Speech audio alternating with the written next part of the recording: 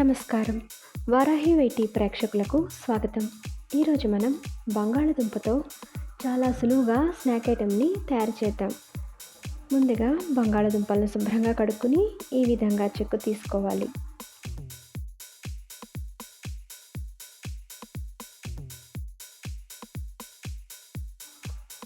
తర్వాత స్లైసర్ ఉపయోగించి స్లైస్ కింద చేసుకోవాలి.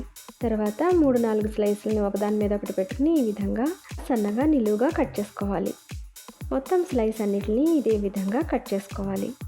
కట్ చేసుకున్న స్లైస్ని నీళ్ళల్లో వేసుకుంటే మనకి రంగు మారకుండా ఉంటుంది.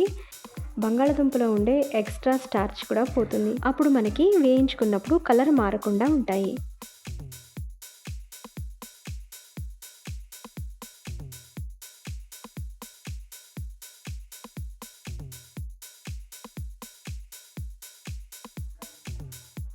అన్నీ కట్ చేసుకోవడం అయిన తర్వాత నీళ్ళల్లోంచి తీసేసుకుని ఒక శుభ్రమైన బట్ట మీద ఈ విధంగా తడిపోయే వరకు కొద్దిగా ఆరబెట్టుకోవాలి.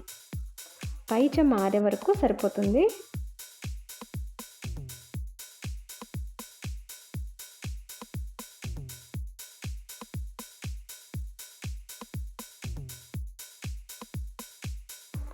ఈ విధంగా ఒక్క నిమిషం ఆరబెట్టాలి. ఇది ఆరే లోపల స్టవ్ వెలిగించుకొని కడాయి పెట్టుకుని నూనె వేడి చేసుకోవాలి.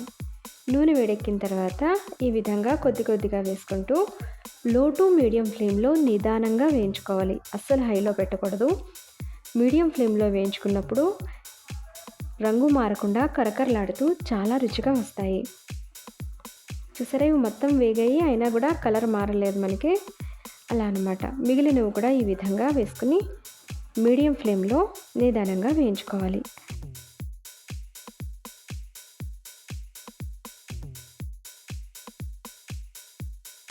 ఇవి వేగే లోపల ఒక కప్పులోకి 1 చెంచా కారం, రుచికి సరిపడా ఉప్పు, ఇది వారాహి మసాలా పొడి.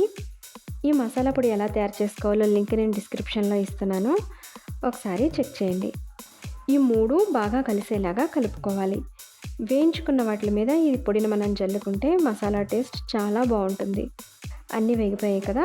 చివరిగా మనం వేరుశనగ గుళ్ళు, జీడిపప్పు, కొద్దిగా కరివేపాకుని వేయించుకుని వేసుకోవాలి. ఈ విధంగా అన్నీ వేసుకున్న తర్వాత ఇష్టపడేవాళ్ళు ఇందులో కొద్దిగా కిస్మిస్, పంచదార పొడిని కూడా వేసుకోవచ్చు. ఉప్పు, మసాలా పొడి, కారం కలిపి ఉంచుకున్నాం కదా, దాన్ని ఈ విధంగా టీ చిక్కల్లో వేసుకుని జల్లుకుంటే మొత్తం అన్నిటికీ సరిసమానంగా పడుతుంది. ఈ విధంగా జల్లిన తర్వాత తీసుకుని బాక్స్లోకి వేసేసుకోవడమే. చూసారు కదా అవి ఎంత బాగున్నాయో, కరకరలాడుతూ చాలా రుచిగా ఉంటుంది. ఈ రెసిపీని మీరందరూ తప్పకుండా ట్రై చేయండి.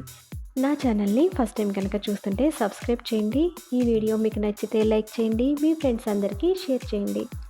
మీ వాల్యుబుల్ ఒపీనియన్ని కమెంట్ చేయండి. మరొక సింపుల్ రెసిపీతో మళ్ళీ కలుద్దాం. నమస్కారం.